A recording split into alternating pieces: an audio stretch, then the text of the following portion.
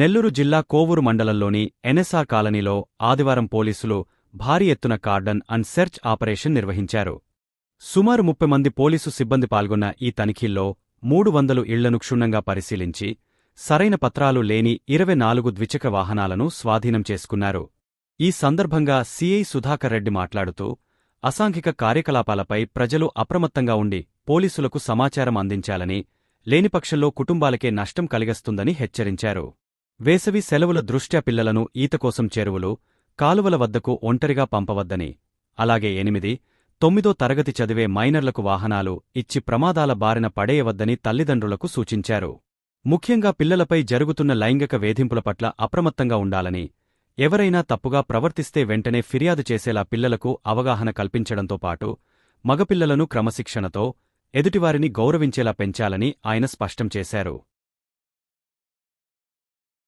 తరపున కొత్తగా ఏర్పడిన కాలనీల్లో ఆకస్మికంగా తనిఖీలు చేయడం ఒక టాస్క్ లాగా ఇచ్చారు మా జిల్లా ఎస్పీ గారు.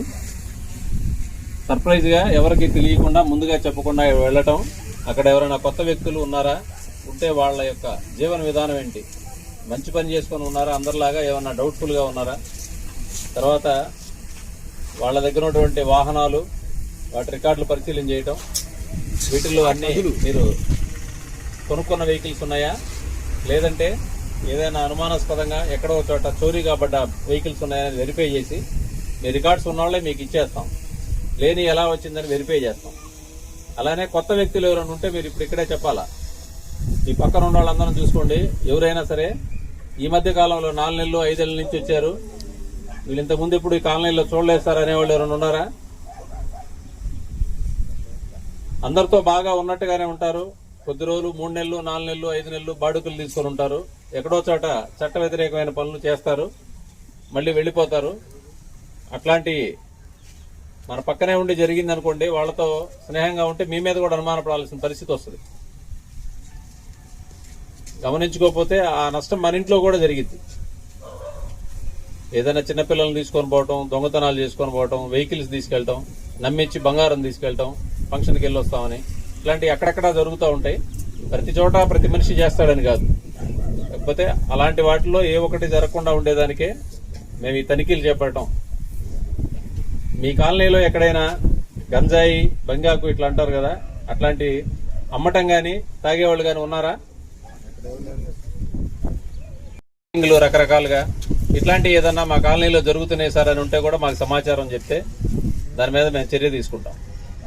ఇవన్నీ కూడా మీ కుటుంబాలకు నష్టం చేకూర్చేటువంటి తప్పులు. నేను కాదులే, మన ఇంట్లో కాదు, నన్ను అడగలేదు కదా, లేకపోతే నన్ను ఇబ్బంది పెట్టలేదు కదా అని అనుకుంటే మాత్రం ఇంకో రోజు అది ఖచ్చితంగా మీ కుటుంబ సభ్యులకి, మీ వాళ్ళకే ఆ నష్టం చేకూర్చే అవకాశం ఉంది. ఏమన్నా మీరు సమాచారం చెప్పాలి. రెండోది, ఇప్పుడు వేసవికాలం సెలవులు వచ్చినాయి, పనులు తక్కువ ఉంటాయి, పిల్లలందరూ కూడా స్కూల్ సెలవులు కాబట్టి ఇంటి దగ్గరే ఉంటారు. ఈ ఈతకి వెళ్ళటం అట్లాంటిది ఉందా ఇక్కడి నుంచి ఎవరన్నా దగ్గరలో? చెరువులకు కానీ కాలువల్లోకి, నదులకి చాలా జాగ్రత్తగా ఉండాలి. అందరం చూస్తున్నాం. సరదాగా ఈత కొట్టడం కోసం అని చెప్పి వెళ్ళి అక్కడుండే వాటర్ బాడీస్ లోతు తెలియక పిల్లలు మునిగిపోవటం, చనిపోవటం అట్లాంటివి అక్కడక్కడ మనం పేపర్లో చూస్తా ఉన్నాం. కాబట్టి పిల్లలకి జాగ్రత్త చెప్పకపోతే, మనం బయట ఆడుకుంటున్నారులే అనుకుంటాం, పక్క ఎవరో ఫ్రెండ్ వచ్చి రారా అక్కడ దాకా వెళ్దాం, ఈత కొట్టేస్తామని చెప్పి తీసుకొని పోతాడు. వాడికి ఎవరికి ఈత వచ్చో ఎవరికి ఈత రాదో తెలియదు, అక్కడ లోతు ఎట్లా ఉంటుందో కూడా తెలియదు. మనకి చాలా జాగ్రత్తగా ఉండాలి. అదేవిధంగా బైక్ డ్రైవింగ్ కూడా పిల్లలకు అత్యంత సరదా. 8వ తరగతి 9వ తరగతి చదివే పిల్లల దగ్గర నుంచి ప్రతి ఒక్కడికి ఎప్పుడెప్పుడు బైక్ నడుపుదామని ఉంటుంది. ఇంట్లో తండ్రి లేకుండా బయటికి ఏదో వెళ్తే తాళం తీసుకొని పోవటం, లేదా వాళ్ళ అమ్మను బతిమలాడో బెదిరించో బండి తీసుకొని పోవటం, లేదా పక్కన ఎవరో తెలిసింది బాబాయ్దో మేనమామదో బండి అడగటం, ఇట్లా చేయటం. వాడికి డ్రైవింగ్ మొత్తం పూర్తిగా రాదు. ఒకవేళ వాడికి డ్రైవింగ్ వచ్చినా రోడ్డు మీద అటువైపు ఇటువైపు గమనించేంత అవకాశం ఉండదు వాళ్ళకి. చాలామంది అట్లా రోడ్డు ప్రమాదాలకు గురయ్యి తీవ్రమైన దెబ్బలు తగిలి కొన్నిసార్లు దురదృష్టవశాత్తు ప్రాణాలు కూడా కోల్పోయేటువంటి సంఘటనలు మేము చూస్తూ ఉన్నాం. మైనర్లు, చిన్న చిన్న పిల్లలకు కూడా ఎట్టి పరిస్థితుల్లో మీరు బైకులు ఇవ్వద్దు. ఏమా అడిగితే ఇస్తారా? పిల్లలు ఏడుస్తా బైక్ కావాలంటే చిన్నపిల్లలకి ఎట్టి పరిస్థితులు ఇవ్వకూడదు. కాసేపు ఏడుస్తాడు అంతవరకు. తర్వాత ఏదైనా ఇబ్బంది అయితే జీవితాంతం బాధపడొద్దా వాళ్ళు? మీరు ముఖ్యంగా ఈ మధ్య మనమంతా వార్తలు పేపర్లో చూస్తూ ఉన్నాం. చిన్నపిల్లలపైన లైంగిక నేరాలు, ఇది కూడా మీరందరూ గమనించాల్సిన విషయం. దగ్గర బంధువులు, మన ఇంటి చుట్టుపక్కల ఉండేటువంటి మనుషులు, బాగా తెలిసిన వాళ్ళు కూడా కొన్నిసార్లు చిన్నపిల్లల మీద చేయకూడనటువంటి తప్పుడు పనులు చేస్తూ ఉన్నాయి, మనం గమనిస్తున్నాం. కాబట్టి ఆడపిల్లలకి జాగ్రత్తలు చెప్పుకోవాలి. ఇంట్లో తండ్రి కానీ తల్లి కానీ ఎవరన్నా నిన్ను తప్పుగా తాకితే, నీతో తప్పుగా మాట్లాడితే, ఇలా చేస్తే నువ్వు వెంటనే అమ్మకి చెప్పాలి, మాకు చెప్పాలి ఇమీడియట్గా. అట్లాంటి వాళ్ళ దగ్గర నుంచి గట్టిగా అరుచుకుంటూ వచ్చేసేయాలి అక్కడి నుంచి అని చెప్పాలి. చెప్పకపోతే తప్పు జరిగిపోయిన తర్వాత మనం బాధపడాల్సి వస్తుంది. కేసు ఇవన్నీ వ్యవహారాలు వేరైనా వాళ్ళకి, చిన్నపిల్లలకి ఆ చిన్న వయసులో ఒక మచ్చలాగా ఉండిపోతుంది, జీవితాంతం భయపడతా ఉంటారు.